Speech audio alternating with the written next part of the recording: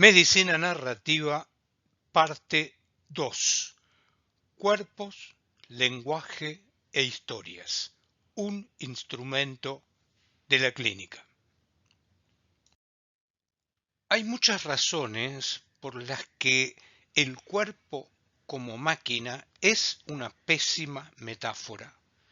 Entre ellas, porque lo que determina el comportamiento de los objetos físicos es la cosa misma. Pero lo que determina el comportamiento de las criaturas vivientes es su percepción de la cosa configurada en un nicho ecológico o cultural determinado. Los cuerpos cuentan historias, encarnan la narrativa de los contextos de los que provienen. El modelo médico ha sido insensible a esta distinción entre objeto físico y criatura viviente durante mucho tiempo. Los cuerpos cuentan la historia de su padecimiento y de los contextos de los que proceden.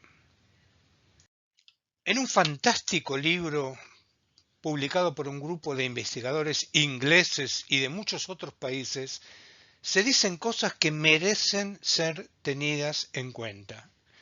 Dicen, por ejemplo, que los cuerpos se conciben mejor como procesos, prácticas y redes de relaciones, no como cosas. Que los cuerpos tienen más en común con los huracanes que con las estatuas. Son procesos dinámicos, a veces brutales. Que el cuerpo humano universal no existe y que los médicos deberíamos eliminarlo de nuestras teorías. Los cuerpos están siempre inacabados. Son procesos en perpetua construcción y en permanente transformación. Los cuerpos humanos no son cosas, son procesos y siempre son históricos, de género, estilizados y politizados. Son cuerpos vivos, reales, que enferman, trabajan, comen, respiran, duelen y dan a luz. Como decía el filósofo francés Maurice Merleau-Ponty, no son cuerpos objetos, son cuerpos vividos, cuerpos lingüísticos. Los cuerpos tienen una historia y tenemos que permitir que nos la cuenten. Nuestras metáforas médicas orientadoras ya no nos sirven. Necesitamos nuevas metáforas. Los cuerpos son cuerpos lingüísticos. Se constituyen en comunidades lingüísticas, cuentan historias. La clave para interpretar lo que les ocurre no está en nuestras cabezas ni en nuestros genes. La clave está en el mundo del que los cuerpos proceden. Un cuerpo lingüístico está compuesto de enunciados y de relaciones entre enunciados. Su agencia lingüística, su capacidad de contar una historia, consiste en orquestar y ordenar esos enunciados en una narrativa que le dé sentido a su existencia. Crear sentido es una actividad que constituye en seleccionar, modificar y construir marcos interpretativos que le hagan tener significado a los datos. Cuerpos y ambientes se construyen recíprocamente en un bucle recursivo que ocupa todas nuestras vidas. Dice el filósofo coreano Byung-Chul Han en su libro En el enjambre que más información y comunicación no esclarecen el mundo por sí solas, que el conjunto de información por sí mismo no engendra ninguna verdad. La información y los datos están siempre desnudos cuando se los despoja de su contexto y de su narrativa. Esto hace que conviertan a la interacción en una pura transacción. En clínica, una transacción es, por ejemplo, vos me das tu glucemia, yo te devuelvo mi metformina. Pero una interacción, por el contrario, es que vos me contás tu historia de vida, tu educación alimentaria, tus posibilidades y tus restricciones, tu contexto y tus valores, y yo resignifico esa historia en un pacto de común acuerdo para modificar las condiciones de vida que promueven tu diabetes. Además, te prescribo la metformina. Los datos, sin historias, computan, pero no cuentan en el sentido de narrar. Cuentan en el sentido de computar, pero no narran, despojados de su contexto, ninguna historia y por lo tanto pierden el sentido que los generó. Como decía el inolvidable Francisco Paco Maglio, corremos el riesgo de convertir a las personas enfermas en un mero datoma o en un informoma, una especie de tumor expansivo hecho de puras variables fisiológicas. Decía el enorme escritor inglés John Berger que siempre hay una historia que organiza los datos, que no existe ninguna verdad desnuda, que los datos son reales, pero los vínculos que establecemos entre ellos son siempre imaginarios, configurados por la cultura en la que vivimos. Oliver Sacks, en su libro autobiográfico, dice que al parecer no existe ningún mecanismo en la mente o en el cerebro que asegure la verdad. Nuestra única verdad es la verdad narrativa, las historias que nos contamos entre nosotros y a nosotros mismos y que refinamos sin cesar. En la novela Memorias de Adriano de Marguerite Yourcenar, traducida por Julio Cortázar, se narran el vínculo entre el emperador Adriano, dueño del mundo en ese momento, y su médico, Hermógenes, y dice cosas como estas. Es difícil seguir siendo emperador ante un médico, y también es difícil guardar la calidad de hombre. El ojo de Hermógenes, que era el médico, solo veía en mí un saco de humores, una triste amalgama de linfa y de sangre. La medicina, entre muchas otras cosas, también es un modo de ver. Dice la doctora Rita Charon de la Universidad de Columbia y fundadora de la corriente de medicina narrativa en el mundo, que uno comprende lo que experimenta solo cuando es capaz de representarlo, que la persona del médico adquiere significación y es determinante en los resultados clínicos que se obtienen en los pacientes. Los médicos, dice la doctora Charon, somos muy afortunados porque se nos permite usar nuestro entendimiento del mundo material, pero también del mundo metafórico en el que viven las historias de nuestros pacientes.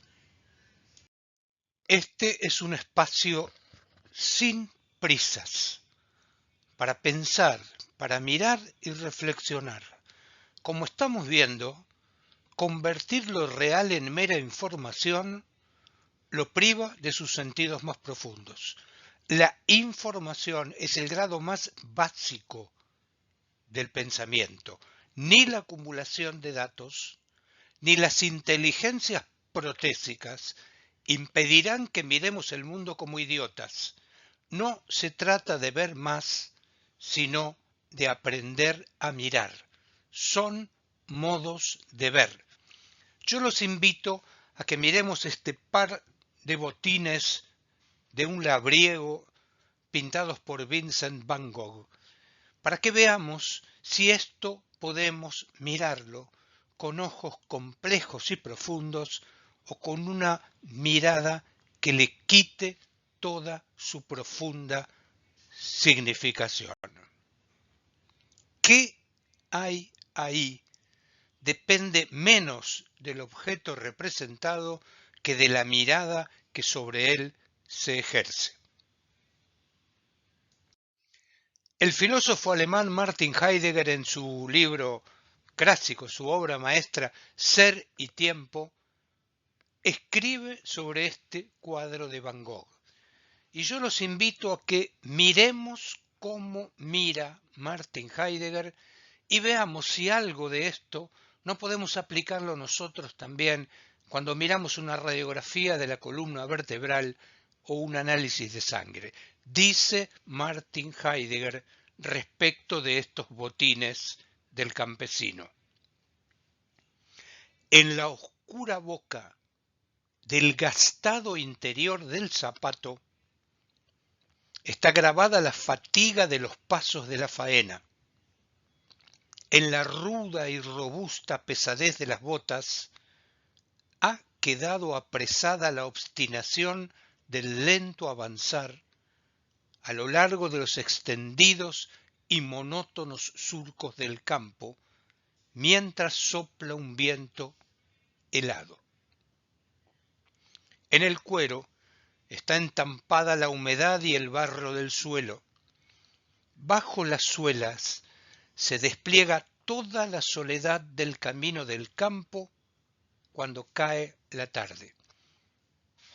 En el zapato tiembla la callada llamada de la tierra, su silencioso regalo del trigo maduro, su enigmática renuncia de sí misma en el yermo barbecho del campo invernal. A través de este utensilio pasa todo el callado temor por tener seguro el pan, toda la silenciosa alegría por haber vuelto a vencer la miseria, toda la angustia ante el nacimiento próximo y el escalofrío ante la amenaza de la muerte. Este utensilio pertenece a la tierra y su refugio es el mundo de la labradora. No se trata de ver más, sino de aprender a mirar. Les propongo un ejercicio de pensamiento. No es necesario reemplazar una forma por otra de describir los fenómenos. La idea es ampliar los recursos, no reducirlos. Por ejemplo, es muy importante poder decir que los organismos vivos obtienen información del entorno a través de señales o estresores que son interpretadas y que desencadenan determinadas respuestas psiconeuroendocrinas. Es muy importante conocer que el cortisol y las catecolaminas son moléculas de señalización y que informan a los seres vivos acerca de las amenazas del ambiente. Son como el pronóstico del tiempo para nosotros. La exposición sostenida y temprana a estas moléculas en una ventana de plasticidad neural configuran un modelo generativo del mundo y por lo tanto nos organizan patrones estables de respuesta somática y psicológica para toda la vida. percibir el mundo como amenazante y sin apoyo social, sensibiliza al circuito córtico amigdalino, estimula la hipervigilancia y altera la actividad inmune. De este modo, promueve un estado inflamatorio aséptico crónico y de bajo grado que es el precursor de graves enfermedades cardiometabólicas. Todo esto que les acabo de decir es fundamental y está expresado en una lengua científica y técnica, en el idiolecto médico. Ahora yo les propongo como ejercicio que con esta información científica en la cabeza lean la carta al padre de Franz Kafka, que busquen en este texto canónico de la literatura universal los rastros de la fisiopatología que les acabo de describir, que vean en la mirada sobre el mundo que puso Franz Kafka desde su infancia hasta el fin de su vida, qué cosas podrían ser narradas sobre la base de la fisiopatología que les acabo de decir. Hay más de una forma de mirar el mundo, hay más de una forma de describir los fenómenos y quedarse encerrado en el modelo más reductivo de todos achica nuestra experiencia clínica y reduce nuestra posibilidad de comprender las historias de vida de nuestros pacientes. Los pacientes acuden a nosotros con sus datos inmersos en sus narraciones, en sus historias de vida, en un magma que a menudo nos resulta confuso. La tarea que hemos aprendido a realizar y que aquí nos proponemos transformar es la de convertir a estas historias complejas y multidimensionales en una mera acumulación de datos privados del sentido que le dan las historias y los contextos donde se han generado. Datos y narraciones conviven en una amalgama de repercusiones, tanto biográficas como biológicas, que se determinan mutuamente. Los datos sin historia reducen la clínica a una triste aritmética de variables fisiológicas. Es necesario devolver a las narraciones el valor epistémico que nunca debieron haber perdido. El gran antropólogo americano Clifford Geertz dice que somos los actores de nuestras historias, que vivimos nuestras narrativas. La vida, dice Clifford Geertz, no tiene significado independientemente de las historias que sobre ellas se cuentan. No hay otro modo de darles valor. Somos seres interpretativos y simbólicos. Las narrativas son palabras con poder, pero para capturarlo hay que contarlo. Hay que darles el lugar para ser contados y el espacio para ser escuchados. Narrar no solo dice algo, hace algo. La narrativa tiene valor performativo. Narrar implica asignar motivos, causas y razones, crear un encadenamiento de relaciones entre eventos de manera tal que se produzca un significado. El discurso médico suele decir cómo vivir, pero las narrativas nos dicen por qué vale la pena vivir. Las vidas siempre son narradas, historias de vida. Eso es lo que da sentido a nuestra existencia. Nadie debería olvidar la diferencia que hay entre una historia de vida y una historia clínica. Una historia de vida es un fenómeno complejo, cargado de valores y significaciones. Una historia clínica es un fenómeno reductivo que transpone en una jerga profesional, en un ideolecto, solo aquellas cosas que le resultan adecuadas a las categorías que la clínica ha elegido considerar. Una historia de vida y una historia clínica están separadas por un abismo de significación y de valores.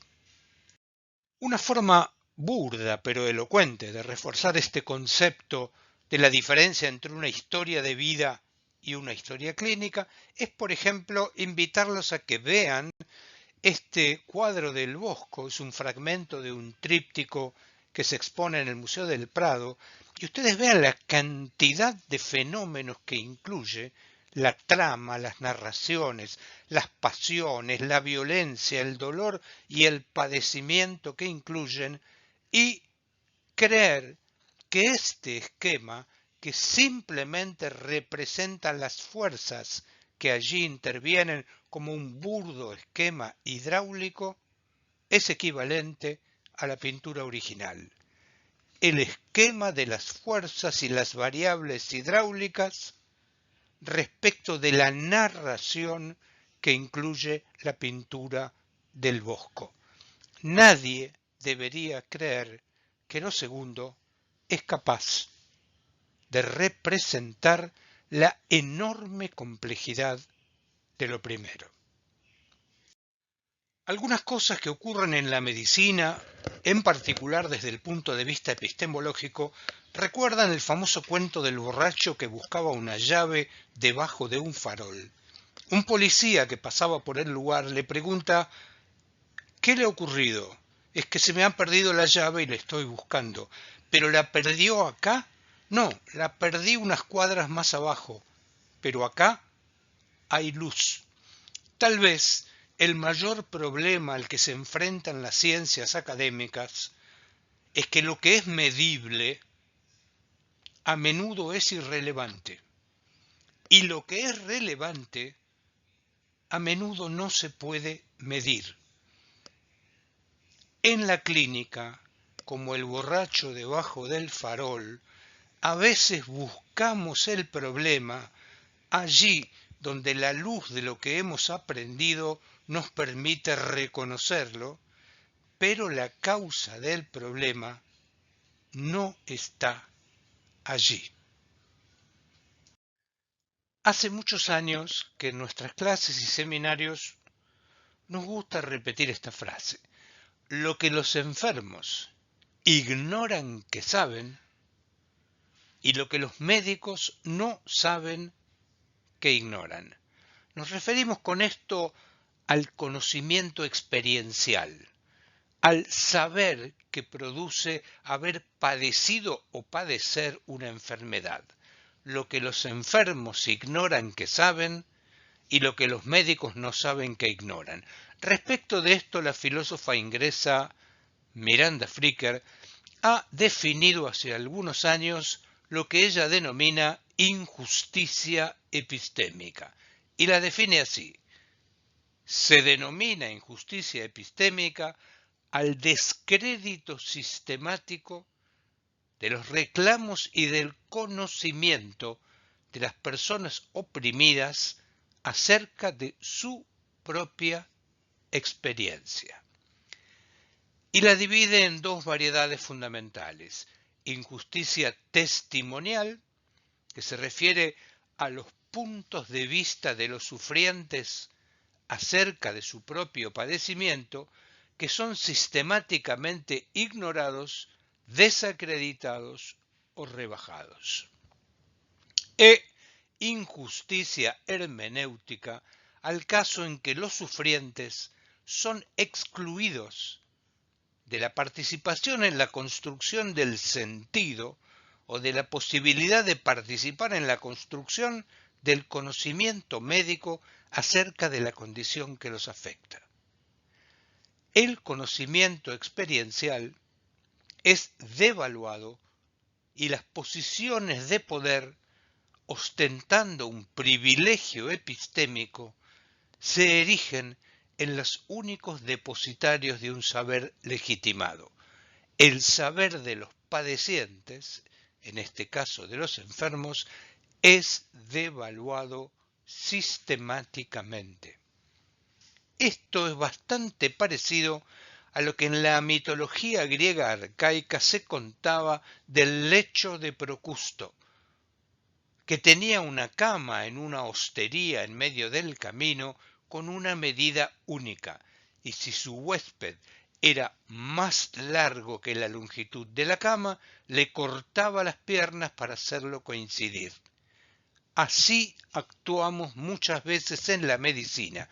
Si lo que las personas padecen no se adapta a nuestras estrechas categorías, en cambio de ampliarlas, cercenamos la experiencia y la fenomenología de la enfermedad para resguardar nuestras restrictivas categorías epistémicas.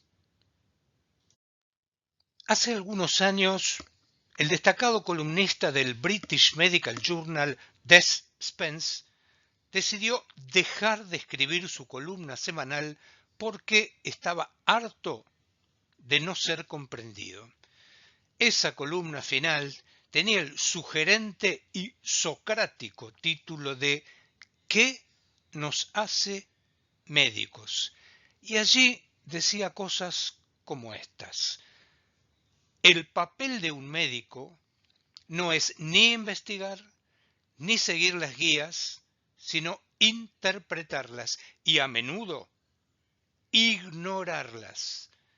Es decir, producir un cortocircuito en la maquinaria médica mecanizada para beneficio de sus pacientes. ¿Cuál es el punto que nos hace médicos?, se interrogaba el doctor Spence. Porque cualquier idiota puede pedir una prueba o seguir una guía. Los mejores médicos no son los que se supone que son los más brillantes o más cultos, sino aquellos que reconocen las limitaciones de la medicina y que pueden formular un juicio clínico individualizado. La medicina narrativa nos ha permitido comprender el enorme valor que tiene la literatura clásica de ficción en la formación profesional del médico. Permítanme entonces despedirme de ustedes para continuar en futuros encuentros con dos referencias literarias. La gran escritora, apasionante escritora americana Ursula K. Le Guin dice en uno de sus libros: la noción de que sólo un observador completamente libre de subjetividad puede hacer una observación objetiva supone un ideal de pureza inhumana que, por fortuna, hoy en día consideramos imposible. Y uno de los más grandes escritores de la literatura universal, que también era médico, el ruso Anton Chekhov, en su libro El pabellón número 6, dice, en un diálogo entre un personaje con su médico: doctor, usted no conoce la vida, solo tiene nociones vagas y teóricas. Desprecia el sufrimiento porque nunca lo ha padecido.